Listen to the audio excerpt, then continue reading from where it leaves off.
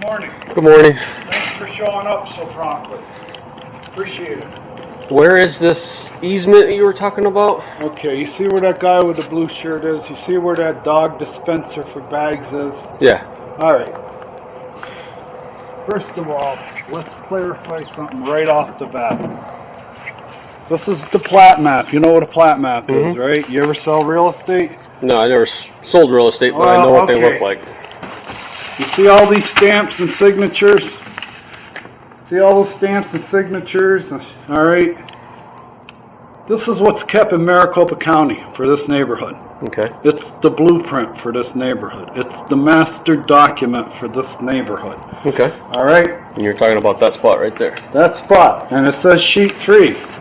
I can't get anybody HOA get past this sheet. They won't look at sheet 3. Okay. Alright, I don't know how long you've been here or know the drama that's been going on with this golf course for the last 8 or 9 years, but they sold, when they found out that they could make thousands of dollars a week off that cell tower, they found it out 8 years ago. Verizon came in when they were all starting this and they said, we'll give you so much a month that we can put that cell tower in the golf course parking lot.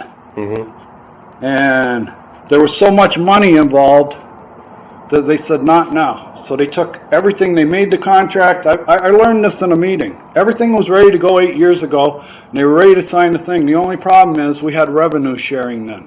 The golf course belonged to the adult community. The adult community, they were integrated. That means all that revenue sharing, they were going to give half to the HOA, half to the golf course. When they found that out, and all this money, they just said, okay, we're going to sell the golf course. They didn't sell it. They sold it on paper. It was a shadowed sale. It's like a land contract. You give us so much down, it's yours. We tell everybody it's yours, but we still own it. Okay. And we still control it. And we're doing this so that we can get rid of all the access easements on the course. We're never going to recognize page 3. Now, that 3 tells you this is the cover sheet. Yeah. This is no structure of any kind may be constructed or no vegetation be planted within the gross of tract drainage A. It says right here, Tract A is hereby dedicated for the purpose of drainage. It says here, no structure of any kind may be constructed, nor any vegetation may be planted or allowed to grow within the drainage tracts, which would impede the flow of water over or under through the tract. Okay, that's the drainage tract. Right here, they dedicated it. They filled it in 10 years ago. I got arrested 3 years ago right here because I started using that tract. It was Woody Scouten came out. He was the town engineer at the time. I complained that they had filled it in. What they did years ago is they got rid of this. They filled it in and they gave it to these people. These people have the biggest lot on the course.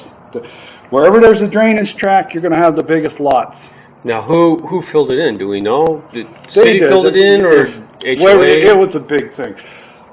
He wrote a decertification letter in January. In January, he sent them a decertification letter and said, I've been out to tract A, it's out of compliance, it's filled one in with dirt, fix it.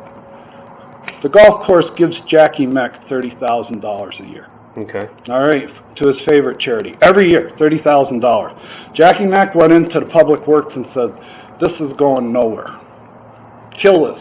These are our friends out there. They give us $30,000 a year. That golf course, whether it's built right or wrong, is fucking sacred. You ain't going out there. You're not going to make them change it. Leave it alone.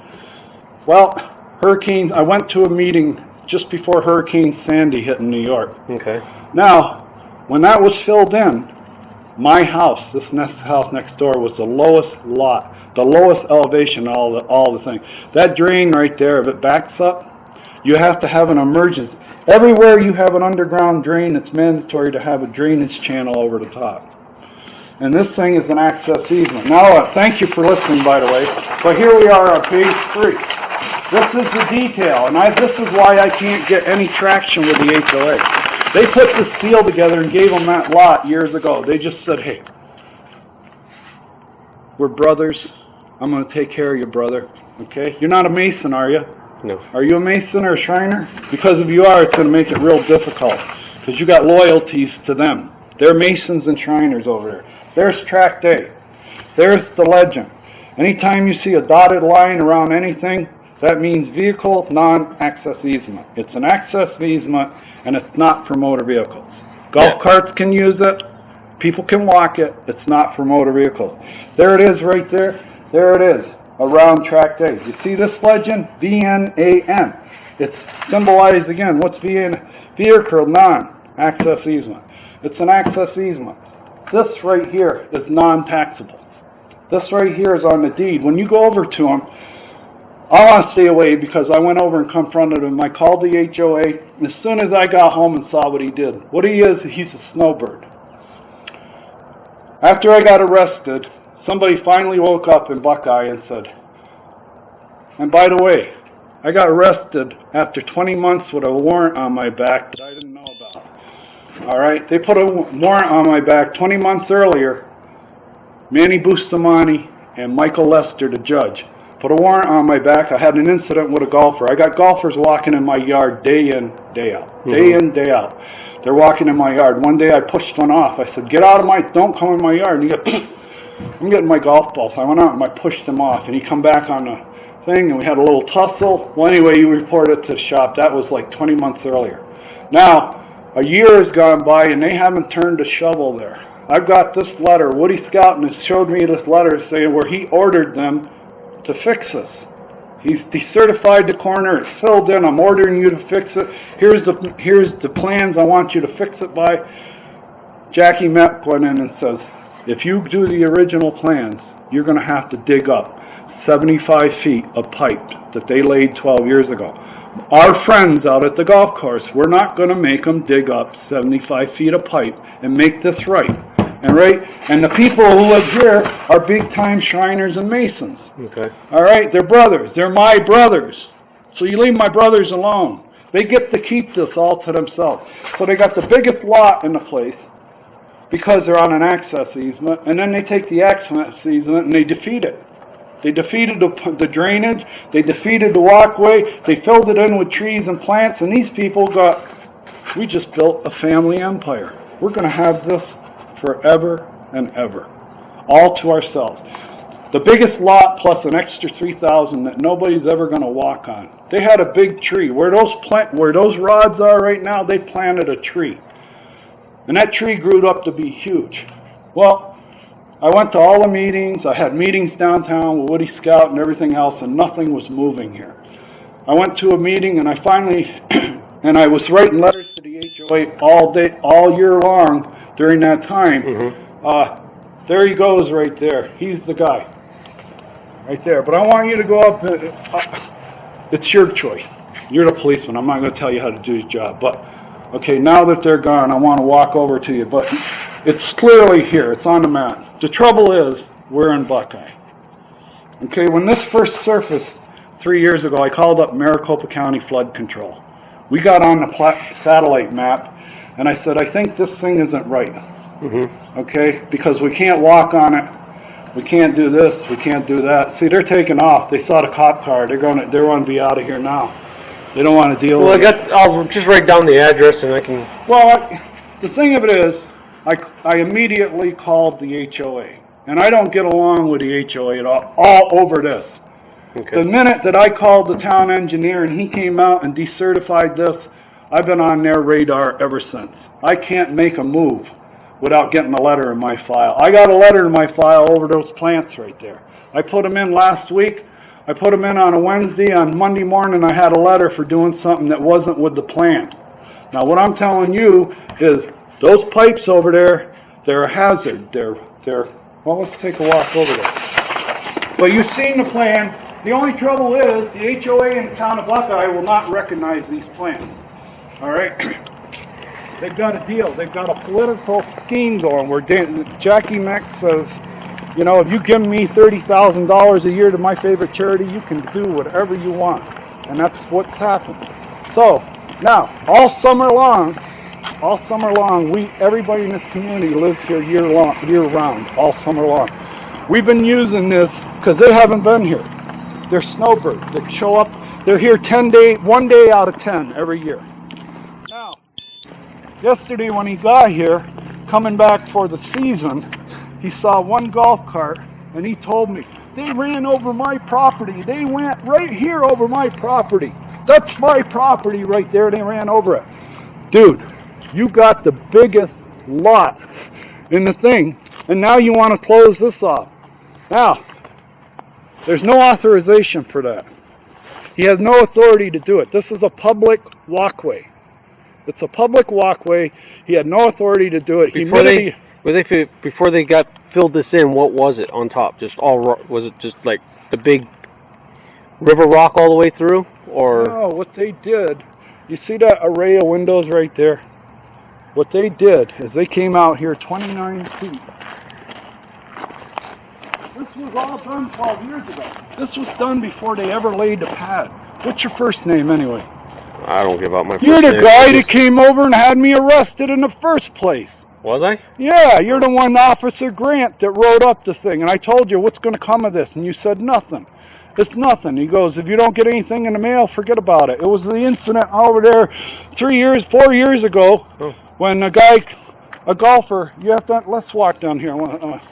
This is an access easement. Here's another thing that's out of code. Remember, it says planting no trees or anything. Everything that's planted in here is out of compliance with the rule of the map. How wide is it supposed to be? 16 feet wide. Okay. All right. Now, we walk out here. Maybe I can jog your memory, but you're the guy. You're the guy who came up. What happened was, you see what they've done here? They're not trimming this tree. This is the HOA's way of saying, we don't want people disturbing them.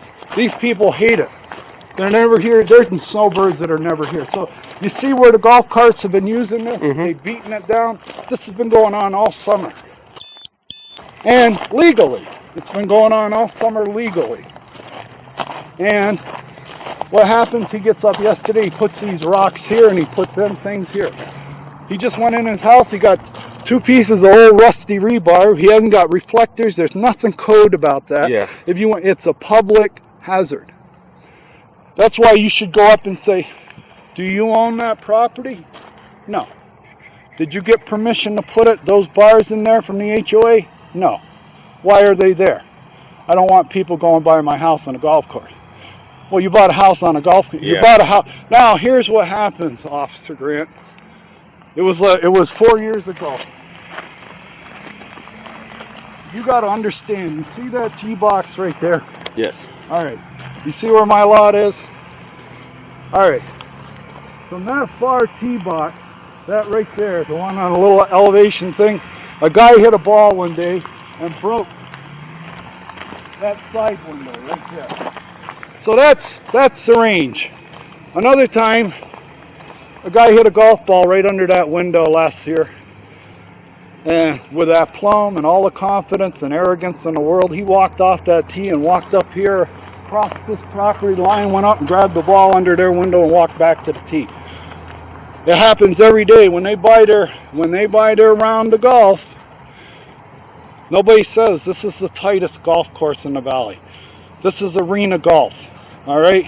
If you play grip it and rip it golf like you used to playing on these big desert courses, you're going to break windows all day. Yeah. You got to tone it down a little bit, try to keep the ball in play, and watch out for these houses. Now, you and I had the golf card that day. I showed you on the golf card. All right, private property. And I showed it to the guy and charged him with trespassing. They don't have that card anymore. Okay? They got a different card. What that card had on it was, you are responsible for any property damage you create on this course. Private property damage, all right, you're responsible. The new card, that's gone. That's gone. They don't have that. You know why? Because when the wind blows here, they get 10 broken windows for one up at Verado. The guy that replaced that window, he works downtown. He's from Boston. I used to work in Boston, so we had a rapport and we started bullshitting. I said, you must get a lot of business out here. He goes, oh man. He goes, when the wind blows, ka-ching. And he goes, I get 10 calls for everyone from Verado. I get 10 calls from Sundance for everyone from Verado. Now, the day that window got broke about 3 months ago, it was all backed up here. Nobody's moving. So anybody coming down that fur, I was working in the shop, and I heard a bang and crinkle, crinkle, crinkle. Oh, fuck, that's the window. We got hit from that fairway over there. That's another thing. We're so fucking tight to the fairways here that any error shot, when they were building the course and they were approving it, if a pro says, What happens to a ball that's mishit? Mhm. What's happened to a mishit ball? You got these narrow, tiny little fairways and houses, everything. What happens to a mishit ball, which happens about 60% of the time? Yeah. Well, then it goes up on their property. No problem. No problem. It ain't our house. And when they break a window, now, the window got broke. I come over, see which window is. I see this is jammed up, so I know it came from over there, because it's on this side of the house. So I pick up the ball. I walk out to there. These guys are coming up to hit their second shot. There's three black guys dressed like Tiger Woods. One's an ex-cop from New Orleans. Maybe you know him. No, I don't. Plays golf course all here. He's been here forever. He's an ex-cop from New Orleans.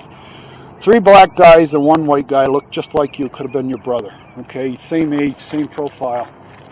And he's out in the middle of the fairway. So I go up with a ball to these three black guys and I go, somebody broke my window. And it was just like being in the hood. It was like being in the Ville. I'm talking to 45-year-old black men who are dressed like Tiger Woods. They got $500 worth of fucking clothes on and $1,000 worth of clubs. They're Tiger Woods. And when I asked them, did you break my window? They're all going, no man, no man, no man. It's shattered.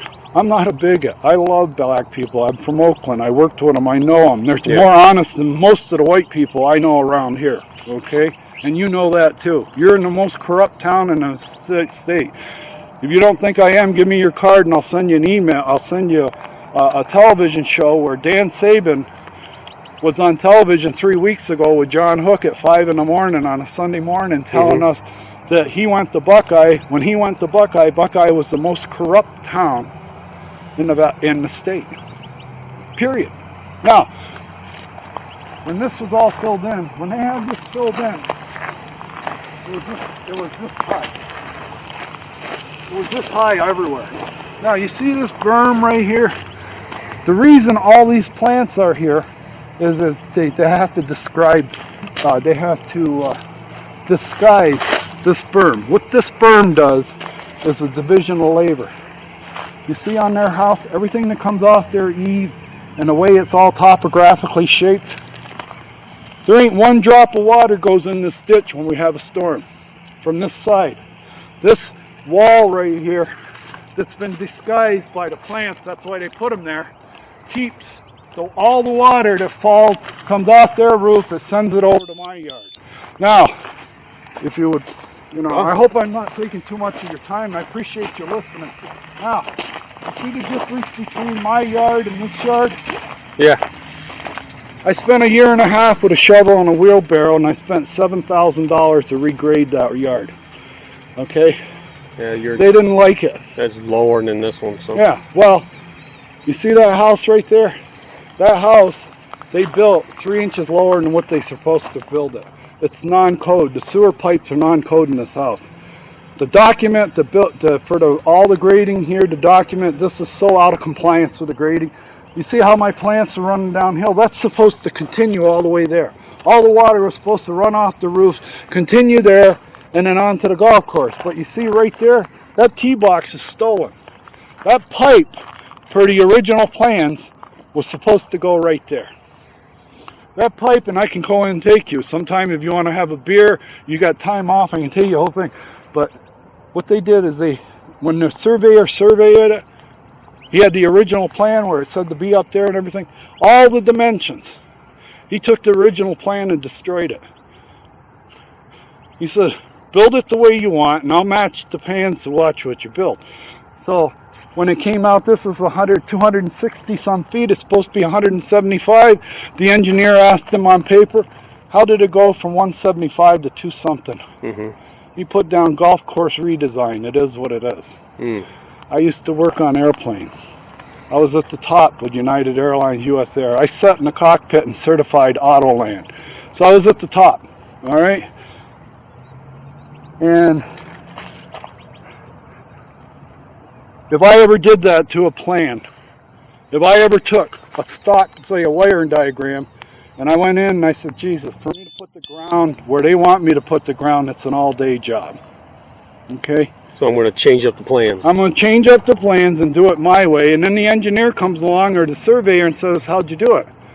And the surveyor sits down and he goes, how long was it supposed to be? 8 feet. How long did you make it 2? He crosses it on the original plan, he puts in 2. Everything about that was done that way. And then the plan went through. Nobody said anything. We've certified it. You certified it. You know what a chop shop is? Mm-hmm. And you know what, okay, this is chop shop. A bunch of engineers. There wasn't a house here then. This was done 2 years before I ever saw this lot. 2 years they extended this. That's the first thing they did. You know why? Because they were going to have to build a bridge there. They were going to have to build a slope lined with metal mesh and everything. It's all on the plan. They go, fuck that. We ain't spending that kind of money. Plus, we want this. And the thing of it is, I'm burdened day in, day out with people coming on my lot every day. And here's the thing. Can you imagine? You get up in the morning, the guy's driving down, he's in his golf cart, and he's hugging your plants, and he's looking in your yard the whole time. He's looking in your yard the whole time. Or when they get off the golf cart down there, they're not looking anywhere here. As they come up that hill, they're looking in everybody's yard. Where is it? Where is it? Oh, there it is. And they make a beeline for it. And I come out of the house, and I go, excuse me. And all I get is grease. I go into the pro shop. Hey Andy, you want to keep these motherfuckers off my yard? Oh, you bought a house on you bought a house. Well, anyway, the 3 black guys won't admit it. And finally I had to shame them. I go, any one of you men gonna fucking man up and say that you broke my fucking window? Whose ball is this? Finally the white guy, whether he hit it or not, out in the middle of the fairway, when he hit his second shot, he came over and being very white and Christian. And like you, he goes, I may have hit one over there. Oh, you may have hit one over there. Well, you broke my window. And I want you to come up and look at it. Well, it took about 15 minutes to clear out this tee. I spent 10 minutes watching him tee off. I was recording at the old time. I had my camera, and as he walked up with me, I had my camera, and I recorded our whole conversation. He came up, he gave me his name, his address, his phone number, everything else. Yeah, I'll pay for it. Well, what leverage do I have? What if he doesn't want to pay for it? He's got a job. He's got a golf cart that said we don't have to pay for nothing. Yeah. So I take the paperwork and I said the golf course should record this information. Who broke my window? It was on a Saturday morning, and that morning, that window got broke. The wind was coming out of east at 35 miles an hour. So they had broken windows. I went into the pro shop, and the one guy says to the other, is there another one? That's another one? Yeah. Okay. So I go, I want to give you this information. He goes, you don't want it. You don't belong in here. You bought a house on a golf course. You bought a house on a golf course. Now leave the shop. And I'm sitting there, I'm trying to make a point. I'm going, listen, one of your golfers from your golf session, your business, your private business, broke my window. You have a contract with them. You're responsible. These are your clients. They give you money. They come out and break my window, and you're telling me you don't have, and you're private? You're a private business. You don't belong to us anymore? He said, if you don't leave, I'm calling the police. Now I've got a police record. And I'll tell you what. That day you wrote that up. Watch out. I've been working graveyard at the airport, working these 16-hour shifts, okay? And I was pretty wore out, and I was sick and tired of people walking on my yard. So my sister and my niece woke me up. I was working graveyard around 1 or 2 in the afternoon. They woke me up. I went and answered the door. I'm like, I'm human, you know? So I walk out to the kitchen, and I see this guy park his golf cart and make a beeline for a ball that's right there. Just walking up, I come out. I said, stop. Stop! Stay off my property. He went and kept walking. That's when I came out, and by the time I got to him, and I didn't have any shoes on, bare feet. That's how I lost. I used to be a Marine. It's still there. Yeah. I don't like to be fucked with. I don't like people walking on me, and I snapped from fatigue, mental fatigue, everything else. I snapped. I ran out there in my bare feet, and just as he was leaving the property line, I gave him a pretty good shove. I fell down. We've been through this. Yeah. I fell down. When he saw I was down, he ran back onto the property, and threw a haymaker for my head. He tried to take my head off. I was a wrestler in high school. I know what takedowns are. So all I did is I shot his legs. He come in high, I shot his legs, I picked him up, laid him on the ground like a baby. I did a takedown, laid him on the ground like a baby, got control of him, got nose to him. I said, get off my property. Just get off my property. I'm a Marine. I know how to kill people. I know how to kill people with a knife, I know how to kill people with my bare hands, and I know how to kill people with weapons. I'm like a karate guy or a boxer with licensed hands. I'm not out of control ever. I wasn't out of control that day.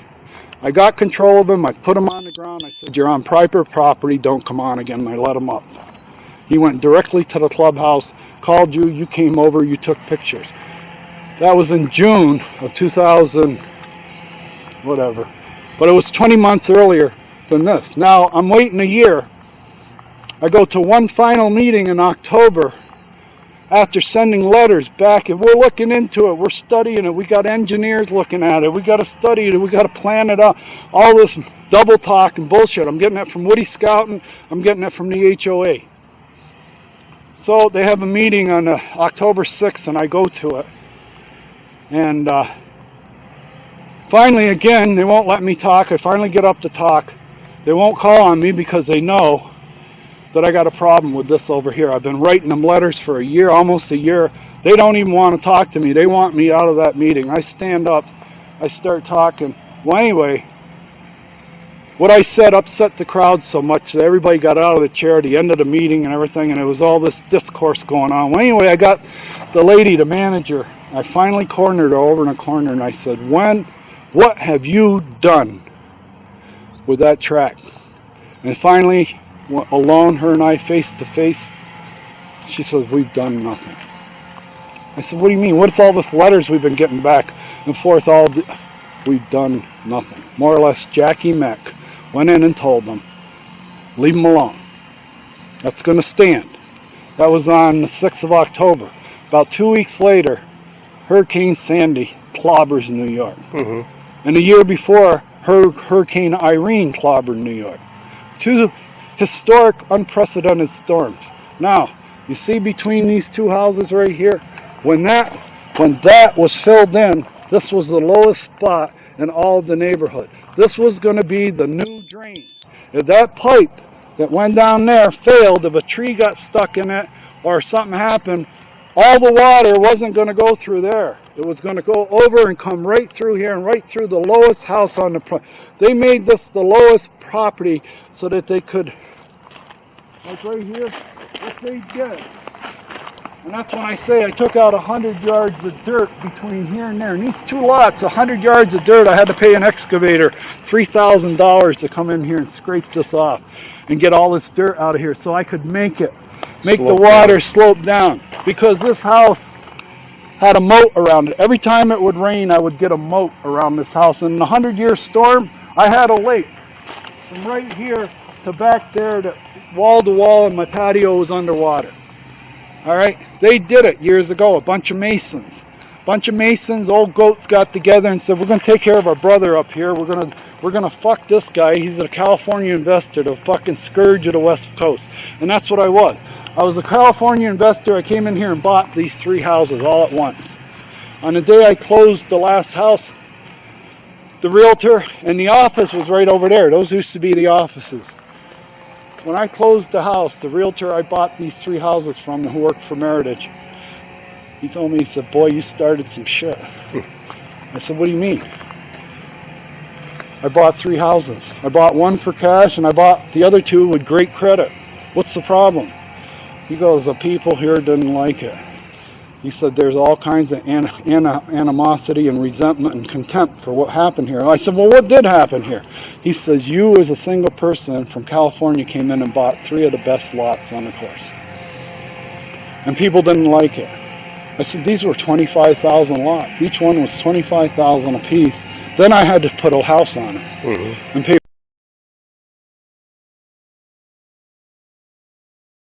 for the house." And but what happened was, you know what happened? I think the Buckeye people couldn't see the forest for the trees. 12 years ago. They're coming out with this new golf course community, and they put a price tag of $25,000 on a 5,600 square foot lot. That's 5,600 square foot. $25,000 just for the lot. I think everybody in Buckeye said to themselves, we ain't paying $25,000 for any fucking lot in Buckeye. There ain't one fucking lot in Buckeye worth $25,000. Not a 5,600 square foot. I'd be laughed out of town if I bought one of those lots. So who bought them? Me, San Francisco. I got off the plane, I took one look, and how many can I buy at this price? Okay? Well, they thought it was like me being a carpetbagger. I'm a Yankee carpetbagger from California with all this play money, coming in fucking up all the things, trumping everybody else. Everybody was waiting, and I know the people that were pissed. When he tells me the people were pissed were sitting there waiting for them to lower the price of the lot. They're never going to sell them for that price. Yeah. And everybody that bought on here, none of them are from Buckeye. Everybody that bought that first year was from somewhere else. Yeah. Me, I come in from San Francisco. For me to duplicate this in San Francisco, what I have here would be $1.5 million in the right place. Just what I have right here. If not more. If not more. All right? They were so fucking jealous. Now, 3 weeks after I closed, I'm living in San Francisco working for United. I'm commuting back and forth here on the weekend. 2 weeks after I closed the house, my nephew from New York calls me up. He's a wrench. He's a gearhead. I want to go check out UTI. I'd like to apply there. Can I come out and stay with you while you're on vacation and you can take me to the campus? And then I said, sure, come on out. You can help me. Well, what had to be done? No blinds in the house. No garage doors in the house. No furniture in the house. No microwave. All this shit had to be bought and put in. Okay?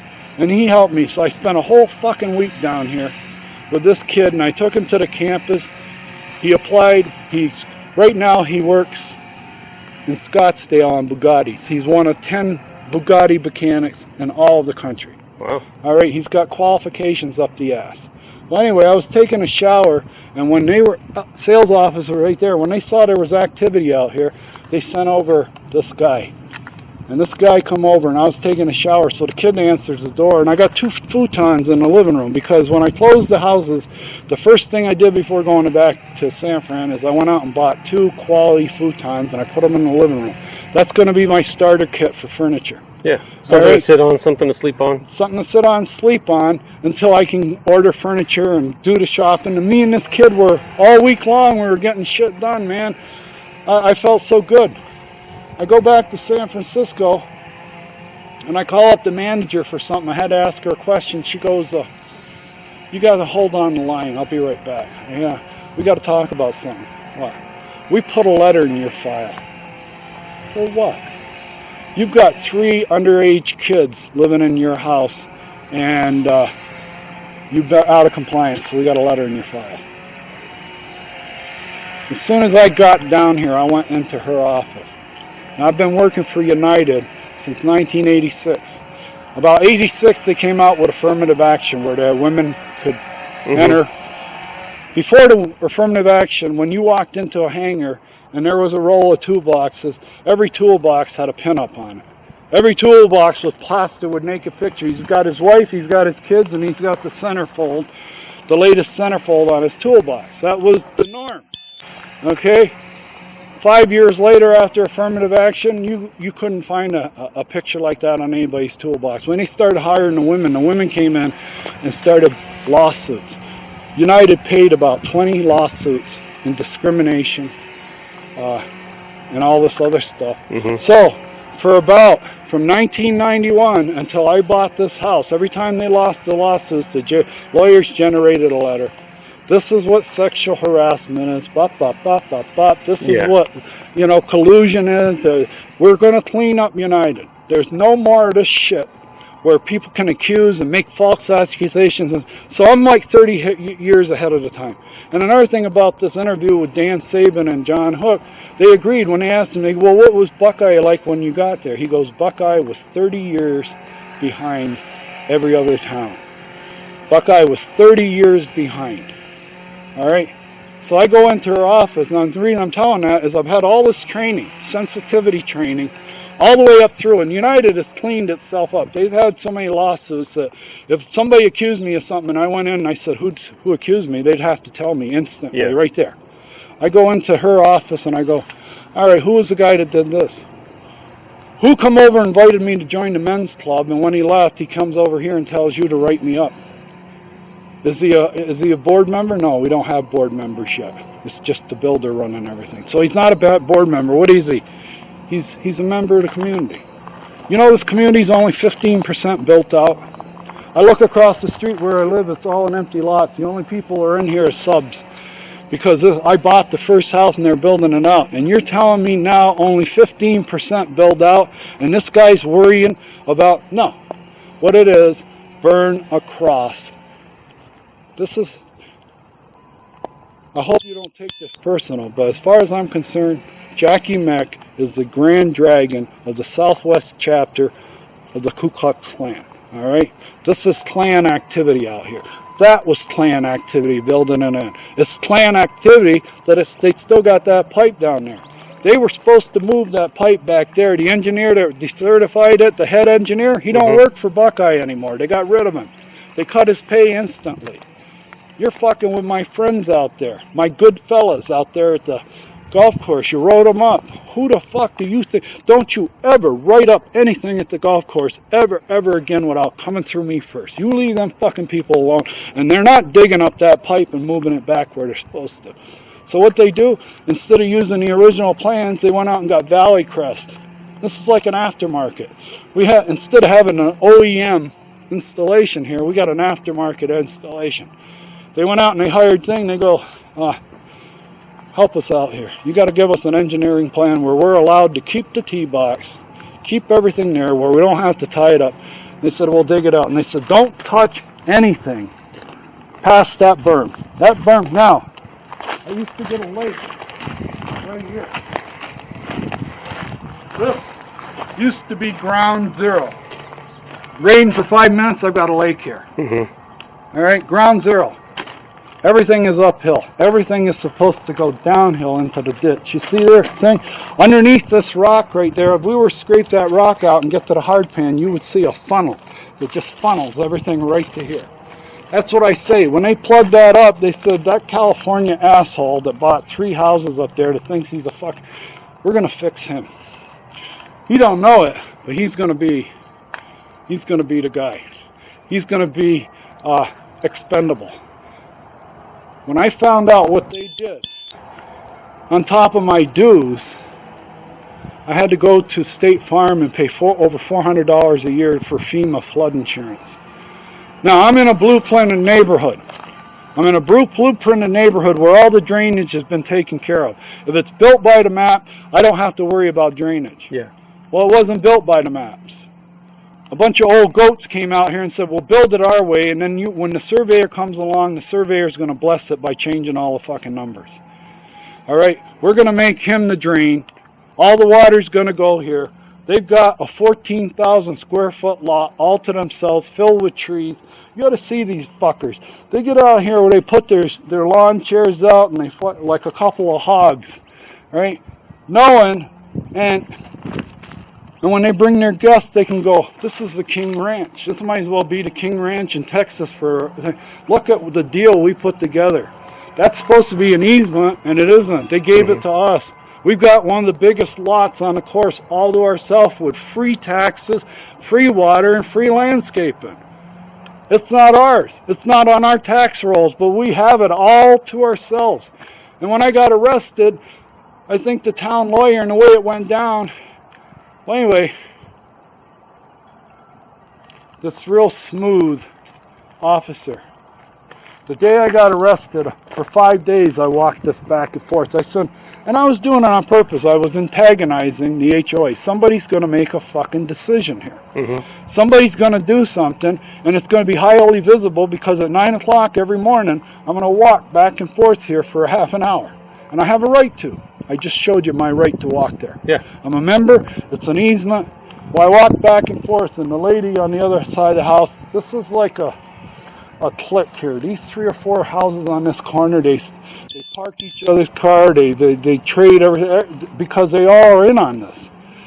You know, we all made this little deal 10 years ago. Donald Trump says the art of the deal. What a fucking deal we put together. We've got something, and the rest, everybody else in the parcel, they have to drive out to Sundance Parkway, down to the 6T down there, and go on into the general public easement that I get on the course. I'm trying to sell my house. First thing I got to tell them is that the sewer pipes are 3 inches lower than what they are. They're out of code. They're out of code. Mm-hmm. They destroy the geometry and the pitch. So, as far as the turd race goes, my house will never win a turd race. Ever. Because you fucking degraded the pitch. You lowered my thing so that you would have a pocket to put water in. You've shaped everything so the water will come here, I'll sit here, and you've made this the default drain. You plug that up so as that thing backs up, everything's going to come through here because this is the lowest part. Okay? Now you told me today that the scuffle, I said, what's going to come from this? And I think you gave me a written point. Don't worry about it. Nothing comes from it. So I didn't hear anything. I went to the meeting, and when she told me we've done nothing, 2 weeks later, Sandy buries New York, just like Irene did the year before, and I'm going, if we have an event like that here, I'm going to lose my house. I'm going to lose my house. I'm the designated drain. They put all the maps through and they've certified everything as being right, but in reality, I'm the fucking drain. Alright? They put a berm right across here. They put a 5-inch berm. That berm, I was 5 inches higher in the patio, all the way almost to that fire pit over there. Past it. Okay? All the water stayed up here. Nothing goes on the course because there's a tribal knowledge for golf course builders. Okay? Golf course builders, their tribal knowledge is no matter what the fucking engineer does for the drainage plan, and we know what the engineer is going to do with the drainage plan, the engineer's philosophy is that golf course there is drain relief for the houses. Mm-hmm. That's what it's there for. If you want to make a golf course afterwards, fine. But that whole thing is there for drain relief for the houses. Well, we all know we don't play that game. We all know right now we're not going to play that game. All those lots that are north of the course, where the water comes from, we're going to fuck with them. We're going to put berms across them. We're going to raise them. Like that property line, it's supposed to be dropping. Where that bush is, right there, that's about a foot high. I called up the engineer and I said, I'm grading my lot, and I'm not down to the property line, the engineered property line yet. I can't get down to it. And I said, if I get down to it, I'm going to have a ditch. And the town engineer, who I had several and knew about my arrest, he says, if you take that down to the engineered property line, he says, they're going to arrest you again. He goes, I wouldn't do that. I wouldn't even attempt it. He said, make it work, make it drain. Now, because I have no slope, because they raised that one and they lowered that one, the whole geometry went fucked. Now I can't get water off my lot.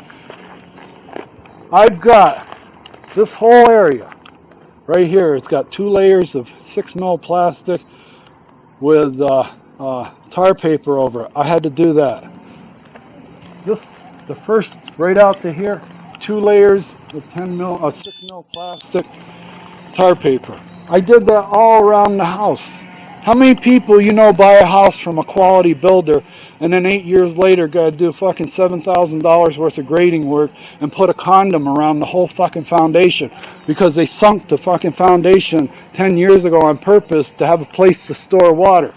That's what I'm saying. That's why I'm very upset. When I see golfers, another time, one more thing about this. This was about 3 months ago. I'm back in the thing and I hear a bang, bang. And I said, oh fuck, I got hit again. Well, I'll walk out. By the time I got here, that ball was laying right there. And here's the golfer coming over my plants. Now I put those plants there as a boundary. Yeah. You know, this is private property. This guy's walking over as casually. I came out and saw him just about a foot inside my plants. I go, stop. Don't go any farther. You're on my property. I'll get your ball. I went over to get his ball, throw it back. Please stay off my property. But that's just complacent, nonchalant, fucked up Buckeye. This is the lowest class golfers on the fucking planet. Are you able to put signs on up here that say private property, no trespassing? Are you allowed to put signs up there? I don't want to do that.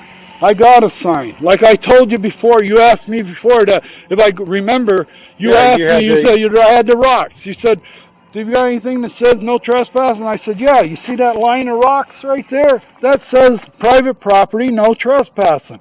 All right? Except we got a golf course over there. That day that little shit kicked me out of the golf course, he had a line. He goes, you see this line of people that's wanting to buy greens fees? Get out of my face or I'm going to call the police. I'm not going to run a business here. I've got people waiting to buy greens fees. All right? That's all they care about. And the thing of it is, when they say that's private property and you can't walk on it, because that's what the HOA says,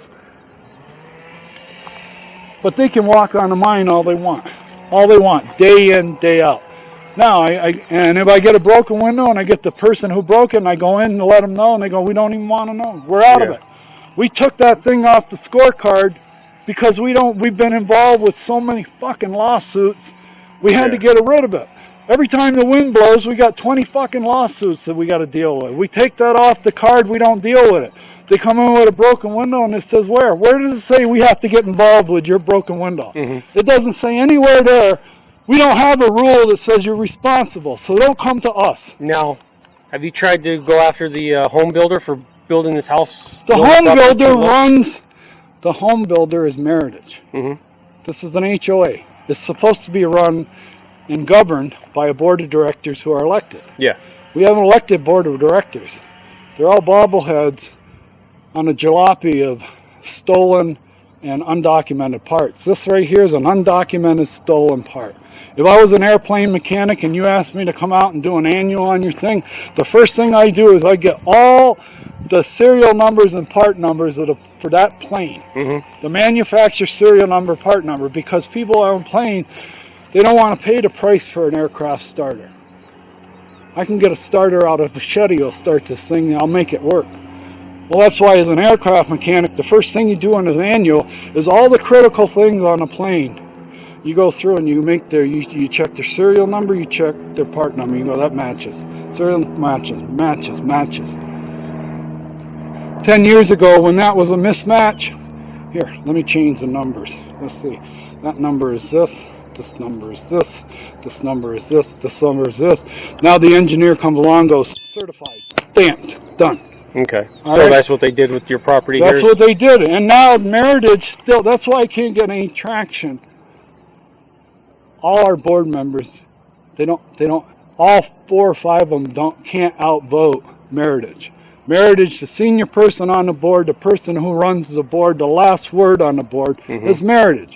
And they're the ones that built this. That's why they fight. And another reason they fight so hard not to change that T is it has sentimental value to them. They're criminals. We stole it. We didn't pay a dime for it. We didn't pay a dime for it. It has sentimental value to it. It was something that we do. We did it. We're not giving it up. We're not giving it back. We're so proud of the way we did it. We did it so professionally, nobody knew. And I didn't know. I still wouldn't know if they hadn't started picking on me. They started picking on me, and just before I got the letter they were picking on me, an old guy who believed the way I did, he bought one here, and he thought that was an easement. So about 2 weeks before I get my letter from him with the harassment, he comes over to the house.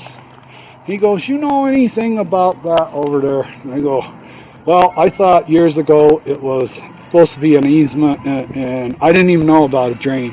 All I knew is I said it's supposed to be an easement, like every other parcel. Every other parcel's got one. We're the only parcel. We're the only parcel that doesn't have one. Everybody has to go out to there. That means if a guy comes up and buys my house, he goes, well, how do I get on the golf course? I go, if we were living in parcel 13, you'd have about a 40-foot thing down to there, access easement onto the course. But we live in parcel 12, and they deactivated it, and they pulled a flim-flam years ago so that a bunch of old goat masons could take care of each other. This guy's got Shriner Mason plastered all over his car. All right, like, leave me alone. I'm a big guy. I'm on the mafia staff car. That's the way I see it. And the thing I say this, my father was intense Mason. Intense Mason. I grew up in Mason. I had it all around me. Uncles were Mason. Father was Mason. I grew up. So I've known their attitude. And I worked at United Airlines. United Airlines, the whole fucking maintenance of United Airlines is Masons. So I understand their method of management. A Mason's management method is get a letter in his file as soon as possible. Whatever you can put in his file, because we always want our workers on defense. We're always writing them up, and that's what they've been doing to me. And since I'm giving them such a hassle about this thing, and because they had to dig it out because of me, they've got a hard-on for me. Anything I do, I get generate a letter. Now, right there, what I'd like you to do, if you've got a camera, take a picture of what happened, document it, and send a letter to the HOA. Just say, you know, I called her up and I said, Carolyn, this guy, he got here today, he put the thing in the thing. And her name's Carolyn? Caroline Clinton. And all I asked her, I said, did you give him authorization? I said, it looks like shit, and you got to admit it looks like shit. It isn't a professional installation. That's a homegrown installation. The guy took out two rusty old pieces of dirt out with a thing and just took it upon himself as nobody's going to use this. Yeah. Bang, bang, bang. And I went over, and all he did was give me shit. I got arrested because his wife called in. When I was watching, his wife called in and says, he's peeking in my window. Now I got this young, I could pull up the arrest. It'd take me a while, but you'd know all the officers. Anyway, one of the officers is a tall guy like Clint Eastwood. He used to be a medic with the Marines.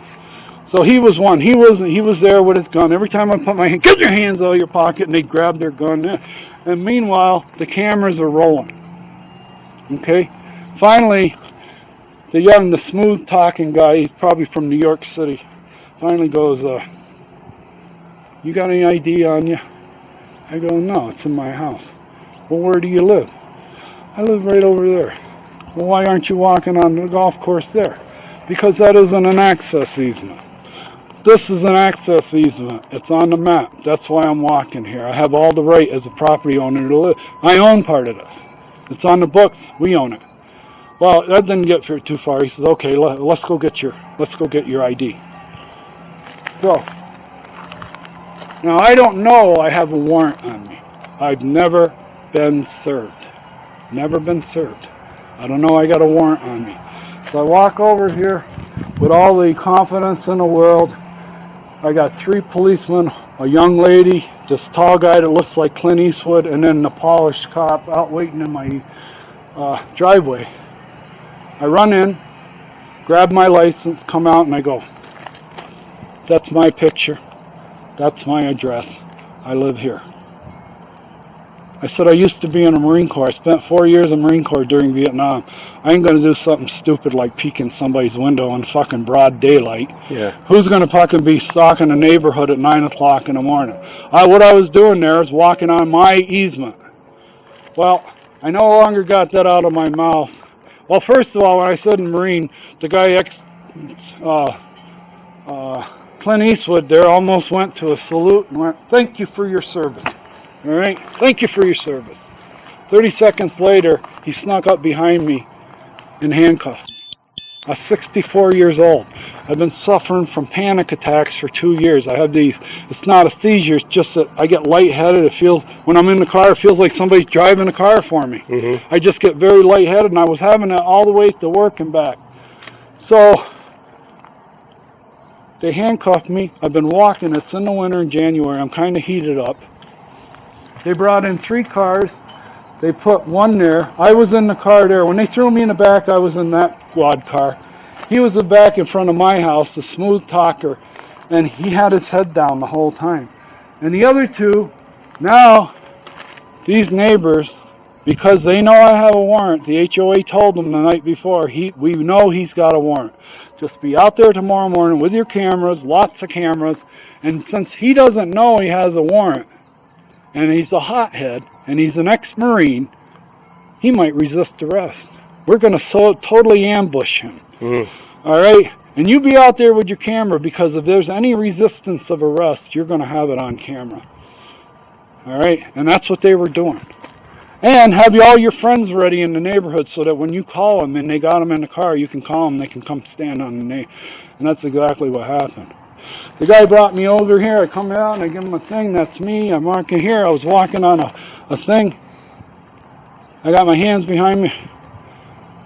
So I went along with it because I know this is a fucking corrupt place. I've been dealing with them now for a year and all I've gotten is double talk. So I'll go along with it. And I let them handcuff me. I said, what's this for? You missed a court date. You're being arrested for missing a court date. Court date? What the I have no idea. I had fucking completely forgot about that incident 20 months earlier. Well, they put me in a car. They don't go, you're 64. Do you have any medical conditions that would prevent us from throwing you in this car? Nothing like that. I don't even think they gave me my Miranda. Well, they only have to give you Miranda if they're going to ask you questions about a crime. Well, anyway, they shuffle me into the car. The motor's running. The windows are up. He's back in his car writing an email to his girlfriend or whatever. He's not paying attention to me at all. The other two are down here entertaining the crowd, and the crowd is going, yeah, he was doing this, he was doing that. I was watching them. Everybody's so animated, and the policemen are just there drinking the Kool-Aid, listening, just taking it all in, whatever they're saying. Well, anyway, here I am. I'm starting to get a little flushed. I got a jacket on. I can't even unzip my jacket. Mm-hmm. The windows are starting to fog up. The engine's running. The heater's on. It's in January. I'm starting to panic a little bit. Here I've got this, I've been going through these anxiety attacks now for 2 years. I went to the doctors. I had heart scans. I had brain scans, everything else. They all told me it was sleep deprivation. You can't do these 16-hour shifts anymore. You're not getting any sleep. You work graveyard. You come home. You don't sleep all day. You get up and go to work. All right? Sleep deprivation, that's your whole problem.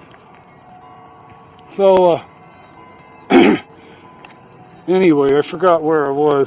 You've let me go and spiel, but I want you to see this, and I want to officially put on paper. I don't want you to walk away now and say, no, I kissed his ear and I listened to him, and nothing's going to go on paper. What I'm going to do is I'm going to try to get a hold of the HOA person. Why don't you go to him?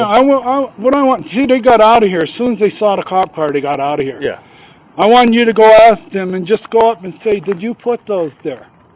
And then in your report, yeah, the man said he put them there. Did you have authorization to put them there? No. The man said he didn't have authorization. Do you own this property? No. The man said he didn't own the property. Now, I want you to take that police report and go to the HOA. That's what I would like as a citizen. I haven't gotten anything for my taxes here. Okay. All right? When they figure out my taxes, they go an itemized list. He's in a neighborhood where he can't be flooded. Well, they fucked that up because they made me the flood guy, but because I'm in a neighborhood, a planned neighborhood, and nobody went by the plans, they just said, okay, they're good. Send them down the road. Kick the can down the road. We're not going to illuminate this. If we illuminate this, if this is wrong, we'll never work for Buckeye again. Get along by going along. Just sign it, send it along. So, on the state, my taxes, they go, he's in a flood-proof neighborhood. I'm not. You're not. Okay? He has an access easement right next to his house onto the golf course. And for 8 years, I never had it. They filled it all in. Mm-hmm. All right? I'm hated. Everybody in this, nobody talks to me. And ever since I've been arrested, it's the first time I was ever arrested in my life. I got an 800 credit record. You see all these houses right here? I've never been late on anything. I've paid all the taxes on time. The mortgage is on time. My credit rating is up over 800 in all of them. Stratosphere. And when I go on Google and I put my name in Google, there's 3 websites that are carrying my mugshot that want $500 from me to remove the mugshot from the website. Okay? I spent 4 years in the Marine Corps. I got out with an honorable discharge. I ate a lot of shit when I was in. I went in with other people that should have went in didn't. I got drafted. Mm-hmm. All right? I got drafted by a local board just like the fucking HOA here. Whose DNA we do not want to see in this town anymore? This guys. Good, draft them. All right. They fixed it. After I got drafted, about a year later, they went to the lottery system. I got out of the Marines, went home. My brother was 4 years younger, and I go, well, you know, you might get. He goes, I got a good number. I ain't like you. All right, I ain't got to worry about going. Okay, so I went. I served. I made it up to where I had sign-off capability for the auto land on everything in United's fleet. When I left US Air, I had the same thing. They don't give that to people. No. I also have a completion certificate. 727 code 43418. I also got a certificate where I served on jury duty for Buckeye. About 5 or 6 years ago, I get a notice. I'm working at the airport, report for. So, you know, you make the phone call. Yeah, you got to show up tomorrow. I show up. We go in a room. The room's filled. And they started asking questions. I just got up. Asur Lasham. I work for U.S. Airlines. U.S. Air. I sit down. Who gets picked to serve on jury? For 10 days, I went down and served on jury. You know how close I got to getting T-boned in downtown Phoenix? Around that fucking area down there. They don't have it set up for going west. Everything is set up in downtown. They had a bunch of construction and detours and stuff. We had to go past an open lot. If we wanted to go west on I-10, we had to jockey past all these open lots and then scoot onto this thing. And I was trying it one day and this truck almost T-boned me. I go, this fucking shit. And then jury duty. You get down there, you get all dressed up, take a shower, you get in your car, you get down there, you're by 9 o'clock in the morning. They said, go home. We're not going to have that today. They've canceled our deliberations for days to go home. So this goes on for 10 days. On the last day, they go, don't bother coming in tomorrow. You're an alternate. Now, I talked to a lady from California about my experience, and she goes, they name the alternates in California begun. When the trial starts, they tell you you're an alternate. And you know you're an alternate all through the trial.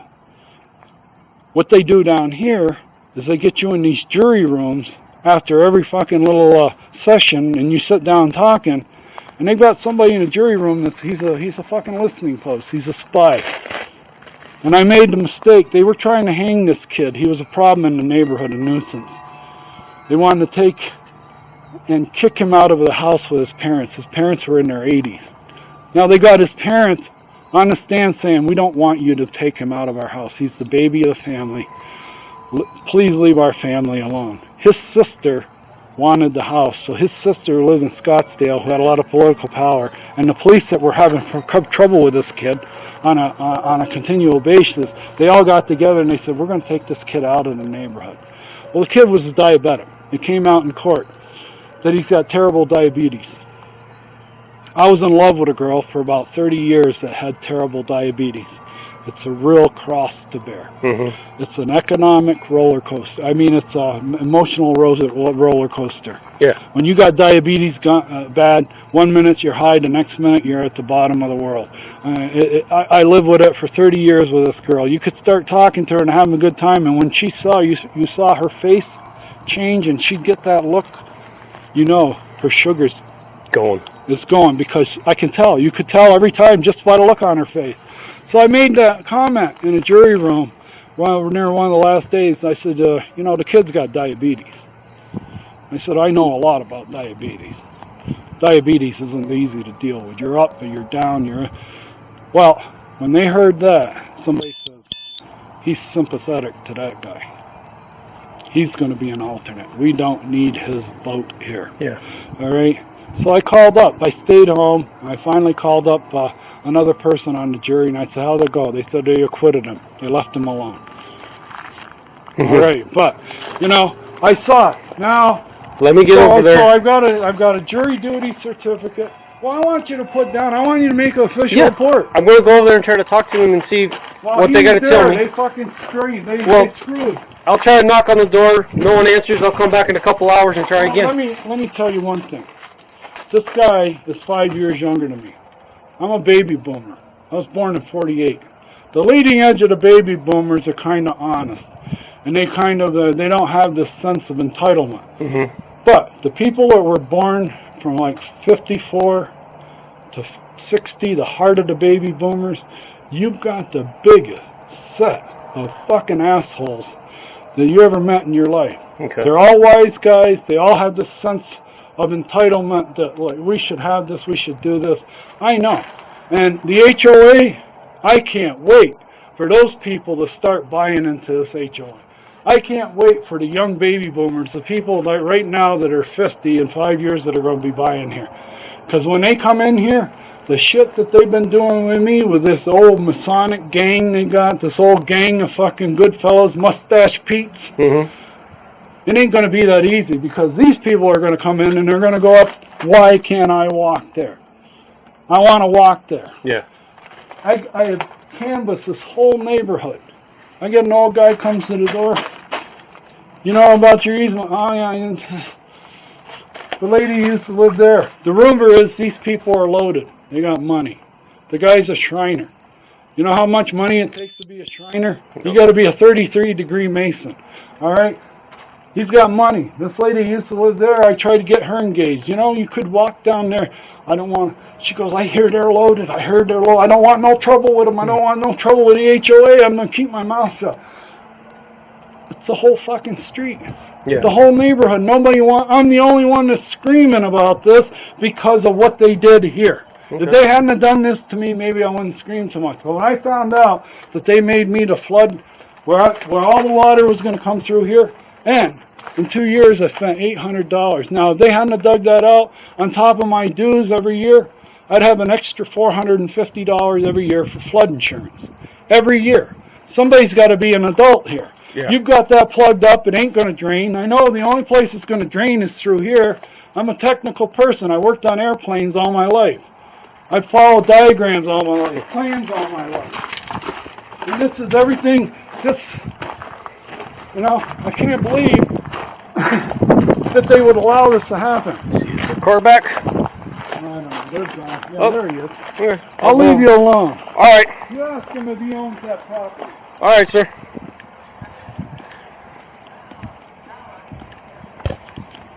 $1127. Show me that 23315 West Twilight.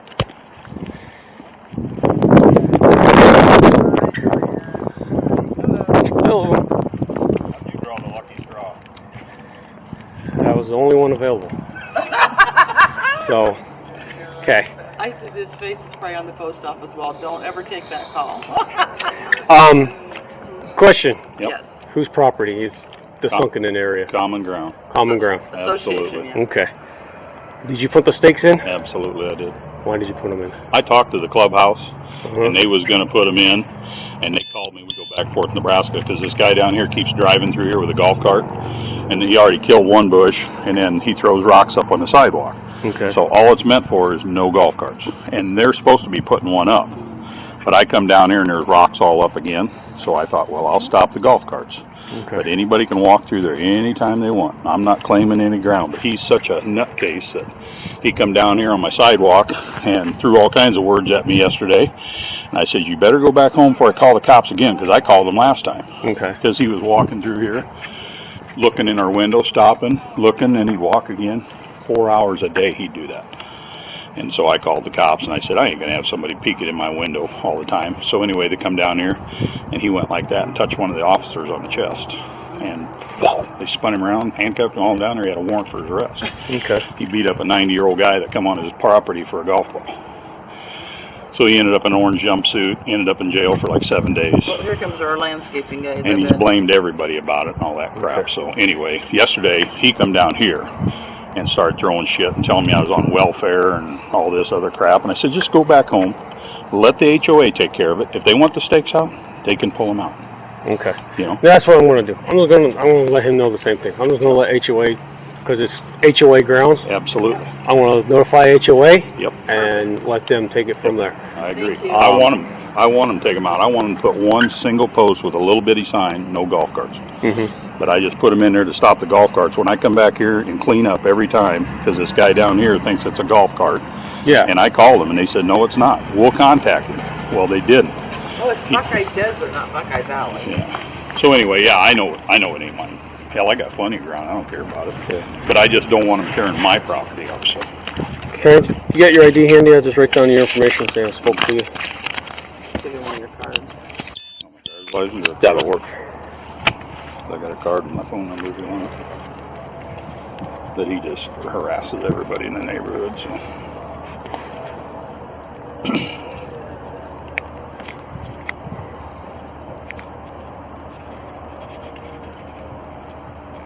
What is that phone number?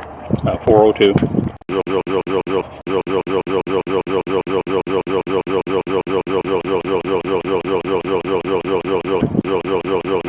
Can't do nothing because it's common ground. Nobody's Yeah, I have to turn it over to HOA and let Absolutely. HOA take care of it. I So don't know what he's wasting everybody's time for. I will advise him of the situation and Okay. let it go from there, okay? Appreciate it. you. All right, have a good Thanks day. for your time.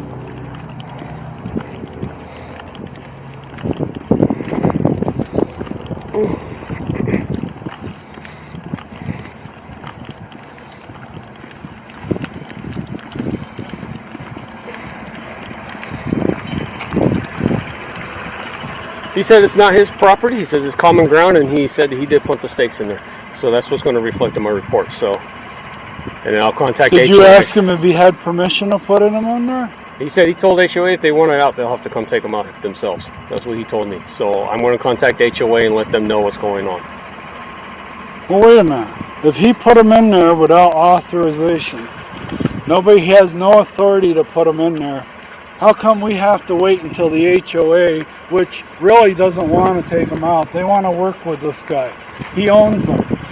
Like his family right now probably gave Jackie Mack $10,000 during their life. They said, here, we want to keep that for ourselves. Here's your $10,000. Good luck getting reelected. All right? What he's telling me, and I got to clarify through the HOA, what he's explaining to me is that it's a walking path. It's not a golf cart path. It is. So I have to contact HOA and verify. I saw what you showed me on the paperwork. It says no vehicle traffic. All right, all right. So No, it a lot of says times, that means motor vehicle. Golf carts are okay. but if they're licensed, they're considered a motor vehicle. I don't care. If they're licensed, they're considered a motor vehicle. I don't care. All right, will you do me a favor? Let me close my place up and follow me over to the next parcel where I can show you on paper where it's exactly described. It's on the same deed. It has the same legal description. Everything is exactly the same. And I want you to go. It's about 400 yards that way, and you're going to see an example that it doesn't even look like this. It doesn't even look like this. How can you have two things on paper be exactly the same? No difference. And when you get to one, you got a cart path there. You're watching golf carts that go up and down it all day. And then here, what we have here. Well, if they're golf carts for the golf course, they're not licensed, so they would be able to drive across that. But if you have one that has a license plate on it, which is a motorcycle plate, which can be driven on the street, at that time it's considered a motor vehicle. Okay, now you're really playing the semantic games on it. Well, I don't know if that guy that's driving across here, if his golf cart is licensed. No. If it's licensed, he can't drive on it because it says no motor vehicle. All right, then he can't drive on the golf course, then, right? If he has a licensed vehicle and he shows up to play golf on a golf course, that's he can't. Up to the golf course if they will allow it on the golf course. I don't know if they'll allow it on the golf course. Okay, you guys have found the sliver. You found the sliver now to let him. I'm still going to contact HOA. Wait a minute. This is a public hazard. Wait a minute. You ain't going to get a hold of the HOA. Not today. They're not there today. Nobody's there. I'll leave a message for them to contact me back. They won't. I leave messages. They don't call me back. You know why? You don't call that a public hazard as a policeman at night. Do you see a reflector on there? Do you see any code on there? The simple fact that he said he put it in there without permission, and it isn't his property, you should immediately order him and say, I'm going to write this up. I suggest you get him out of there right now. You didn't have permission to put him in there. It's not your property. It's public property. This is a public easement. I just saw it on the map. And if you want to get in the truck with me, if you just give me 2 more minutes to run over to the other parcel, I'll show you what a true access easement looks like. And when they say there's none on the golf course, I'll take you over there and show you one. And if we're lucky enough, we'll see golf carts using it, going up and down. What it is, these people do not want anybody to use. Why do you think that tree there? That tree's illegal. We got a 16-foot wide tract here. 15 feet wide. You remember what it said? No trees or plants inside of the tract? They put that tree there to stop anybody from walking there. They won't trim it. They're hoping that it grows over, and they tried the tree to keep the golf carts out. It ain't working. They've tried the tree to keep the people out. It ain't working. They're not going to trim the tree. And now, nobody's doing anything about him illegally. This was illegal. It was illegal. He did something that wasn't his property. He had no authorization. This is public property. We own it. I own it. I should be able to tell you right now, tell him to pull it out. This is my property. I represent the HOA. All right, let me talk to him again.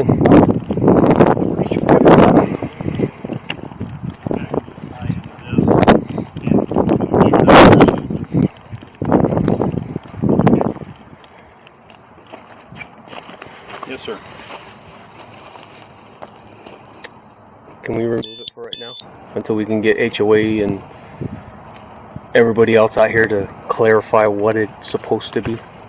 I'll do whatever you want me to do. Okay, let's go ahead and remove it. I'm going to contact HOA, tell them that something needs to be done, because... But if he comes down here again, I ain't going to promise what's going to happen. No, just go inside and call us, please. Okay, but tell him to stay his ass down there. I will. I can't tell him not to walk on the sidewalk, but if he comes onto your property, you know, sidewalk's public access. Yeah, I can't. I don't need somebody sitting here throwing words and calling me a welfare case and all this shit. He can stay his ass down. Yeah. But I'll gladly pull him out. Yeah. All right, let's go ahead and get him out. And yeah, that way he feels like he won. Oh, I didn't realize that one. My son-in-law's a cop. I know all about this crap. But anyway, where does he work? Omaha. We're from Nebraska, so he's in Omaha Police Department. He's on SWAT team. So He said, be nice and cold during the winter. Yeah, that's why we got this. We come back and forth, and we're just here like a week a month. Yeah. So we come down here to get away from it for a little while and stuff. But every time I come down here, he's just like a big pain in the ass. Well, if it becomes a big issue, you can always get what's called an injunction against harassment. Well, that's what I wanted to do yesterday. I wanted her to let me call the cops, because when he was down here harassing me, then I could file a restraining order, and then I'd keep his ass away from me. Yeah. But we didn't do that, so now I got to wait for the next time. So. Well, you can still do it. Can you? Yeah. Okay.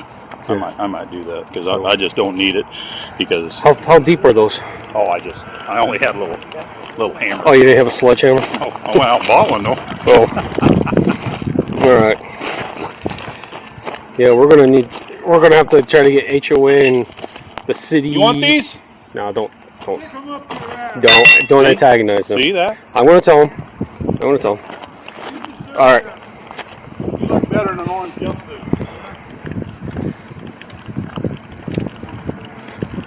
All right. Thank you very much. They've been removed. Just go ahead and try not to have any contact with them.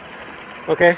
If he comes down and that lady right there, that lady told the police I was peeking in her windows. I know you when she knew I had a warrant on me. All the HOA says, give them probable cause to show up. Okay. Give them probable cause. That's not a problem. He's peeking in my window. They show up. Where's your ID? Boom. You got a warrant. You missed the court date.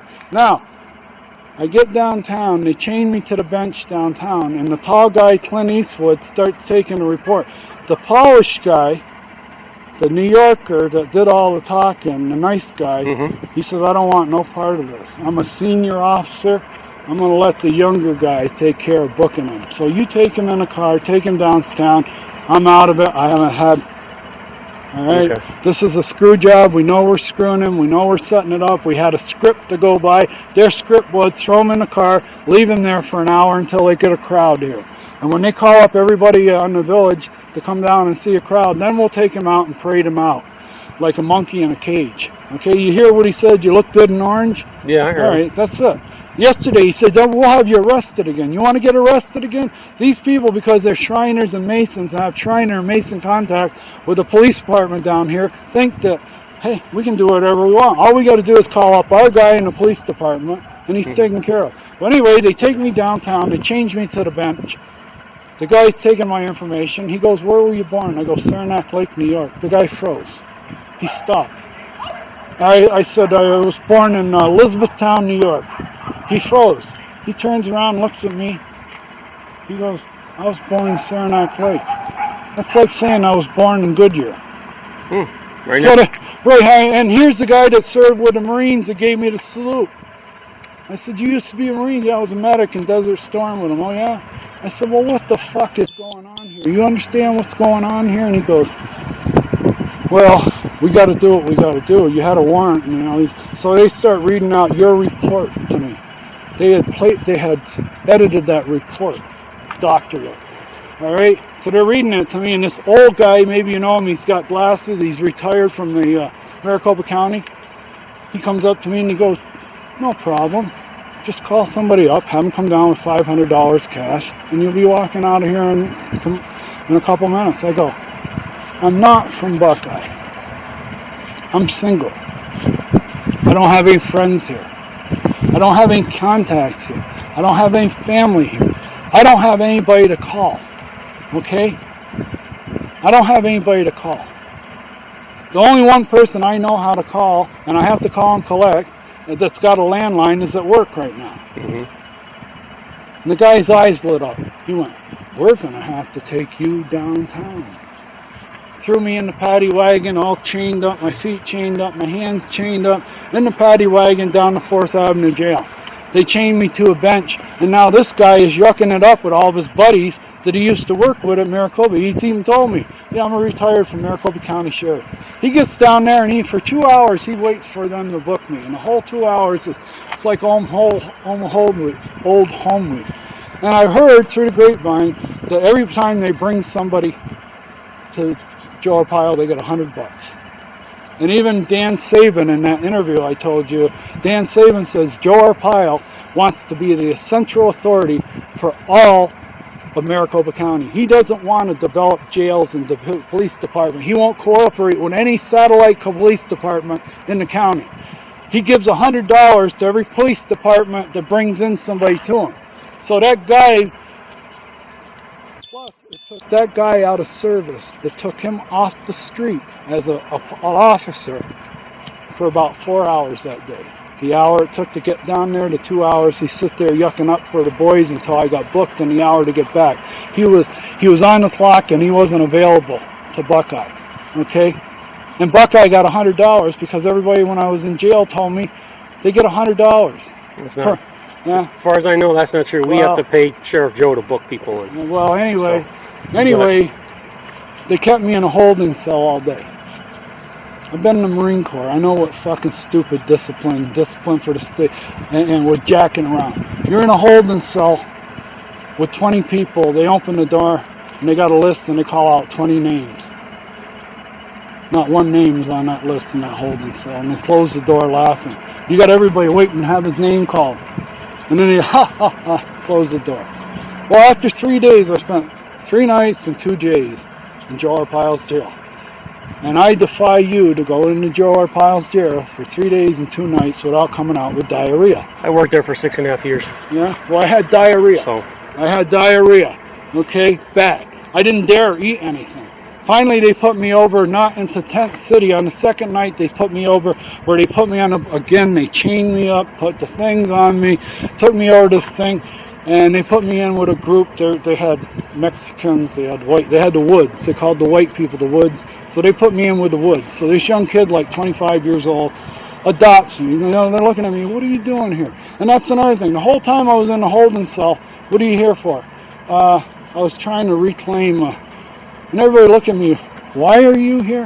Well, I was walking on this easement. I'm having a dispute with the HOA, so I decided to walk on the easement, and they had an outstanding warrant for my arrest. Now, I was in jail is other towns in the valley, they do audits on outstanding warrants. That's money on the hoof.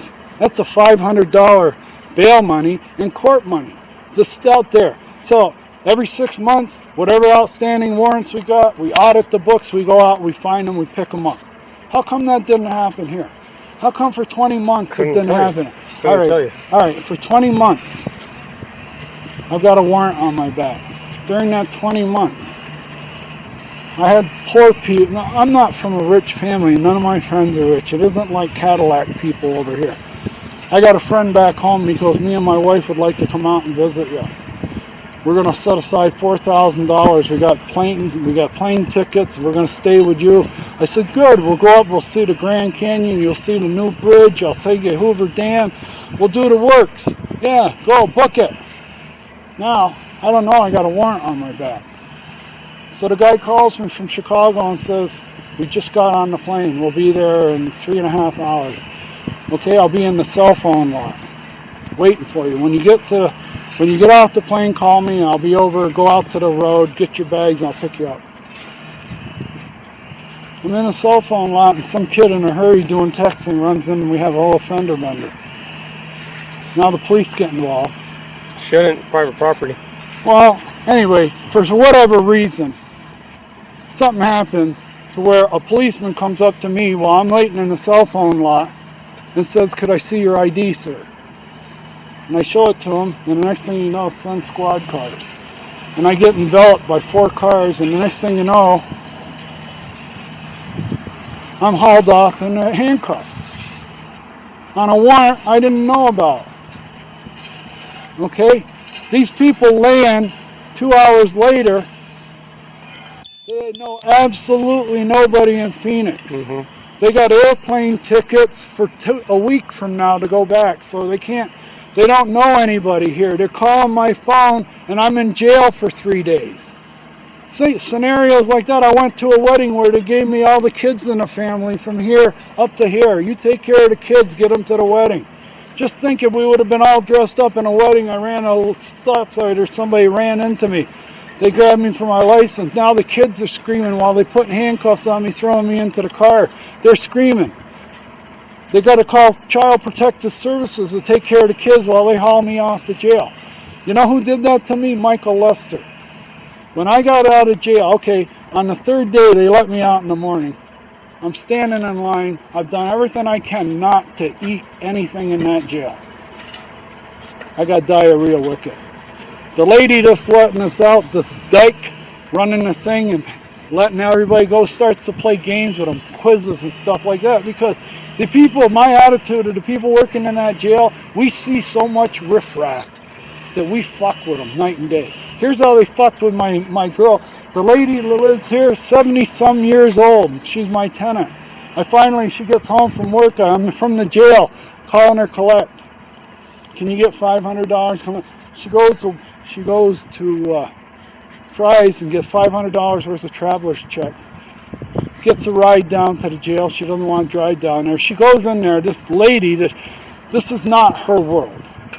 All right, this is not her world. She goes in, and we got this smart-aleck prick behind the desk, this little prick that goes, go ahead, sign the fucking thing. Signs them. Okay, you got any ID? She pulls out her ID. We're from California. California sends you an automatic renewal. Mm-hmm. They don't here. No. All right, hers ran out 5 days before. Sign them. Now, you got any ID? Oh, this is out of date. Well, that's me. It's just 5 days old. Yeah, but it's out of date. These are no good. And they went high-fived to each other and chest bumps. We got another one. We won another lottery. That's my cynical opinion from what I saw down there. You figure they do this day in, day out. You ask for the ID first. Make sure they got a valid ID. Okay, sign the traveler's check. She came back with it. Now, the guy goes, those traveler's checks are no good because they're in your name and you've signed them. Well, the guy that gave her a ride down, he goes, oh, I've got a valid license. They go, your valid license don't match those traveler's checks. We have a vending machine here at the 4th Avenue jail. You have to go down, walk up, and with a credit card, she can buy credit money orders out of this vending machine. So now this lady's already got $500 tied up in voided money checks because this young prick down there, instead of saying, could I see your ID first, they play this lottery game. That whole jail down there, to me, is ex-military who never got out of the military and went to school and got civilized. They came right from the Marine Corps and they're running their same Marine Corps shit they did here. This thing of opening the door and sit there and smirk and laugh while they call names and everybody, and then close the door laughing and walk off. You know how many times they did that in 3 days? Well, anyway, I get out of jail. I got terrible diarrhea. There's a big package of toilet paper. I'm waiting in line near the line. I'm doing everything I can to hold this. It's coming down my leg. But I don't want to say nothing because the doorway's right there. You've been there. That door is right there. All I have to do is make a guy like you came along, a young guy, what I call a young punk with a uniform, comes.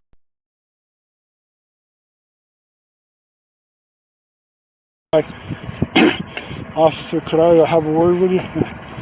I'm dealing with terrible diarrhea. I can't control my bowels. There's some toilet paper over there. You think I could slip over there and get some toilet paper and get back in line? This is how much contempt they have.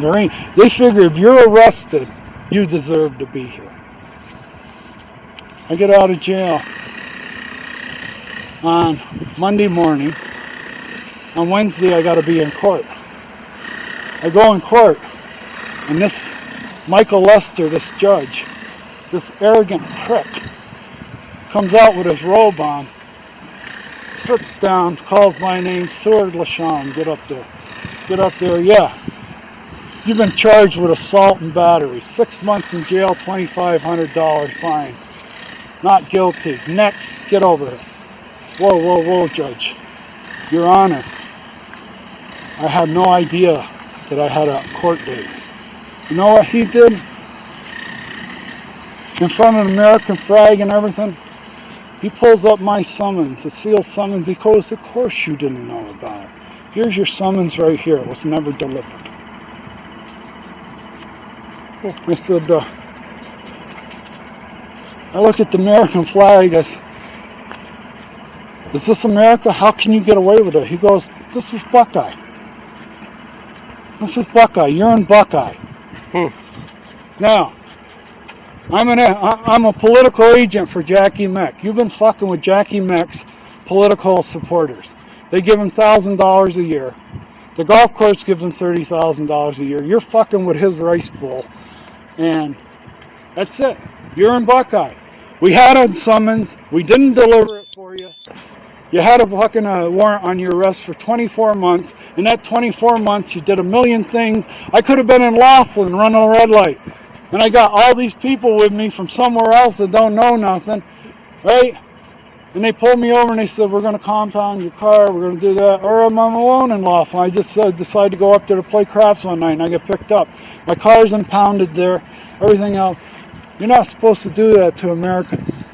You're not supposed to do it, especially when I've served jury duty for you. I've paid taxes for you. I bought 3 houses in your community. I've done everything I can to support the Buckeye community. I've never been late or deficient. The HOA has a perfect record for me. And now I've got a record and my face is plastered all over fucking Google for being arrested for assault. And it doesn't say arrested for missing a court date. It says arrested for assault. So I get a lawyer, Manny Boost. I go get the lawyer, and the first thing the lawyer tells me is, the due process, we're not going after. Manny Bustamante, the prosecutor that did this to you, we like him. He's a nice guy. We're not going after Manny Bustamante. If we have to prosecute due process, that means Manny Bustamante, we're going to tarnish his reputation. And we're not doing it. He's our friend. We're not doing it. We're not going there. You gave us $5,000. We're defending you on the assault charge. That's it. I said, well, what about the due process? Where I had a warrant on me without. No. I've gone and seen 2 or 3 lawyers in the state. Since we're in Joe Arpaio's martial law place out here, and let's face it, Joe Arpaio, I go back to New York. I know people who are in criminal justice and in the prison system. I had a girlfriend back there that got about as high as you could get in the New York prison system. Their whole attitude about Joe Arpaio, he's a fucking joke. Everybody that's in criminal justice back east says Joe Arpaio's a fucking joke, and he is. All right? Anybody that does police work, even Dan Sabin on that show last week said, we got to get rid of him. He's a dinosaur. All right? He's no good. Get rid of him. Oh, he's fucked up. And the thing of it is, Joe Arpaio's selling, what's he doing selling my fucking mugshot to Google and all these other places where now I got to pay $500. If I meet a girlfriend in the bar, or a girl, and I give her my name, she goes home and Googles my name, there's 3 fucking websites. Because I didn't get served a summons. This was entrapment. And in the Arizona State Constitution, Article 4, public officials have to do everything they can to exhaust due process. It's guaranteed in the 4th sentence of the 4th article of in Arizona. We have to extend you due process. I was in the Marines. They got guys charging fucking tanks and stuff like that. Why did they do that? Because we're living in a free country. If I would have known the day they drafted me in the Marine Corps that this was going to happen when I was 64 years old, that some small town fucking corrupt official like Jackie Meck and the rest of them could get away with doing this to me, I would have fucking headed for Canada. They said, we're going to draft you, but in 50 years after you get drafted, they're going to set you up so bad and assassinate your character so bad. Now, the judge says, next. So I call the lawyer. The lawyer schedules a date for the court. So I call up my sister. She was a witness. I fly her out here from New York. I get my friends here. Everybody supports me. We go into court. We go into court. And they go, you're not on the docket for today. I'm not on the docket for today. My lawyer I got a letter here from my lawyer say, be here at this time at that date. No, you're not on the docket. So now, after flying my sister out here, get on the phone, call up the lawyer. We postponed that. Why didn't you call me? She said, we told you we don't want you in court. We told you we don't want you to go to court. Real rude. Rude. I gave them $5,000 to defend me. They fucking cancel the court date. They don't call me or notify me. I get all dressed up, fly my sister to New York because we don't want a confrontation. We're trying to protect that. You gave us $5,000. What we're going to do with that $5,000 is throw a fucking umbrella over Manny Bustamante. All right? So what happens? She tells me, okay. They give me another temporary court date, and then she calls me up and she goes, don't make that one either. I said, are you sure? She goes, we do not want you in court that day. Do not go to court. And the way she said it just made the hair stand over my neck. So I said, okay, I'm going to go to court. I walked into the court, walked up to the window. Sir LaShawn, yeah, here you are on the docket. You're on the docket for today. Here the lawyer's secretary told me specifically, do not go to court today. I go in there and yeah, you're on the docket. And I told the girl behind this Juanita, you know Juanita? She works in the court down there. Gum chewing, Michigan, good looking. Well, she's sitting there and I go to Juanita, I go, I wasn't supposed to, they told me not to be here. Well, then all of a sudden they're working with the lawyer and Manny, because Manny's there. So they call up my lawyer and they said, get him out of there. So I walk in a court date because I'm on the dock and I'm sitting there. All of a sudden, court official, Sir LaShawn, come up. Yeah, it's postponed again. Go home. I get home, I call up my lawyer and she said, Joe went up there yesterday. So this lawyer, they were going to doctor this up without me in court. He's going to plead guilty, you're going to put him on probation, all this stuff. Well, anyway, during all this discourse, I get my honorable discharge from the Marine Corps. Spotless. Right? 4 years to the day. Spotless. 68 to 72, right at the height of Vietnam. I got my AMP license. I got my FCC license. I got I don't know if I sent them the jury duty certificate or not. Manny Bustamante got those paperwork and said, we're not letting him up. He's going on probation. That's it. So while these people got to go back to Nebraska that summer with absolutely nothing on them, she lied to them, told them I was peeking in her windows to get them here so that they could arrest me because they knew they had a warrant on me. It was just get them there, all right? They went home, no record, no mug shots, no probation, and I sat here all summer long on probation. And I'll tell you what, right now, I don't go anywhere. You're looking at a man that lives there about 24/7. I don't dare get in my fucking car and go anywhere. And I don't go anywhere. The thought, I've already been burned by your police department. Not your police department. I got to tell you, the 3 policemen, they all did their job that day. And it wasn't their fault. But I think it's criminal for a judge and a prosecutor to tie up. Basically, they tied up 4 policemen that day to settle an HOA dispute that's politically motivated by Jackie Meck.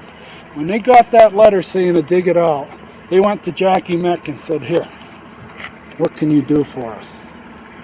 I'll take care of it. Walked into Public Works. You're out of here. You're out. No, they cut his pay. That's what they did. Your pay's cut in half. They went out and hired another engineer to replace him. All right? That's how corrupt Buckeye is. And I appreciate you so much. I wish I could buy you a beer for listening. Yeah, like I said, I'd like a... You probably don't swear and everything else. No, I do. I just don't drink. Well, I swear all the time. I'm damaged goods. And the thing of it is, I'm damaged goods because I'm from another world, another place. I grew up in a mining town in upstate New York. You could have the biggest brawl in the world. The cops didn't show up until Monday morning to take statements. You call them on Saturday night and say, we got a brawl up here. Yeah, we'll be there Monday. They didn't even want to get involved. All right, it was a rough place. When I was 14 years old, I was watching this shade tree mechanic in a little garage work on a guy's car. The guy was running all the drag races. He was a big deal in town. Well, he was screwing this miner's wife while the guy was in the mine. Well, I was in this garage one day, me and my buddy, 14 years old, and this guy found out.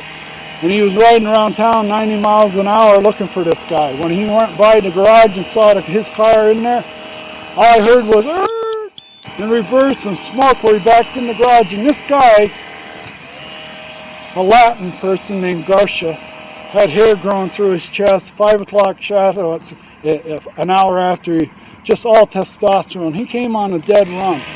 Came over and this guy just put his hands up and boom, boom, boom, boom, boom, in front of us. And the guy's saying, don't hit me, don't hit me. Don't ever come around my wife again. You know something? Nothing was said. Nobody called the police. Yeah, not Nobody did anymore. anything. Well, that's the world I come from. And when I go into the HOA and Charlie Waters and I go up and I go, Charlie, I have to ask you a question. He goes, put it on paper and send it in. And he walks away. He dismisses it. Put it on paper, send it in. Wait a minute. I'm sending you $100 a month per house. I don't use this place. I got your fucking golfers walking in. I'm not allowed to use, and you're devaluing my property by not allowing me to use it. Anyway, what's your first name? I don't give it out, sir. Just a habit. All right. Well, all right. Thank you very much. You're welcome. Have you recorded all this on your thing? You've been recording it all? Yep. You recorded everything I've said? Everything you said. Can we delete it? From the second I walked up to the door. Yeah? Can we delete it? I can't delete it. You didn't tell me that, though, did you? Only in the state of Arizona, only one party needs to know that they're being recorded. So I've been recorded. Can I get a transcript of it? You can request one. Yes, you can. Well, can I get one? I'm requesting one now. You need it in writing? You have to send a request to our sergeant, which is Sergeant Heyman. He's in charge of the program. Can I have that information down here? Because I want information. I've done a lot of swearing, a lot of cursing, and I've dissed a lot of people. All right? I've been very honest. I don't know his desk number, but this is his name.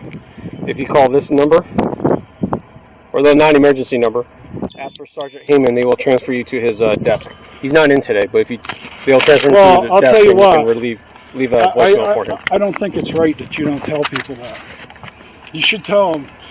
Whenever I make a call to anybody on the phone, they say this call is recorded. You're warned that anything that you're saying from this moment on is recorded. You didn't do that. You should have came up and said, look, I'm running the radio. This is being recorded. Any vulgarity or anything you want to put on here, I suggest, or anything personal attacks of people where you could get you could be charged with slander.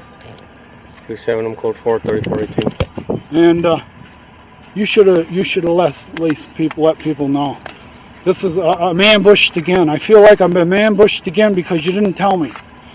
You didn't tell me. You sit there and let me pour my heart out, my guts out. Just follow Arizona state law. And then Well, Arizona state law. Here's the Arizona state law, okay?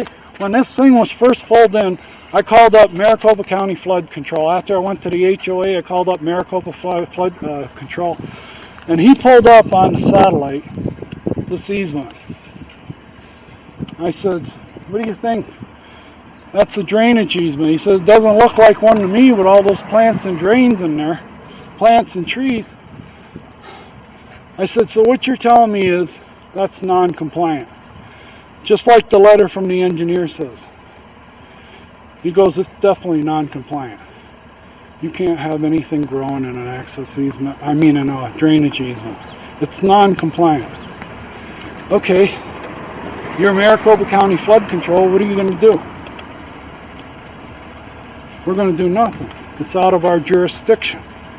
You got to go to down to Buckeye. It's their jurisdiction. Wait a minute.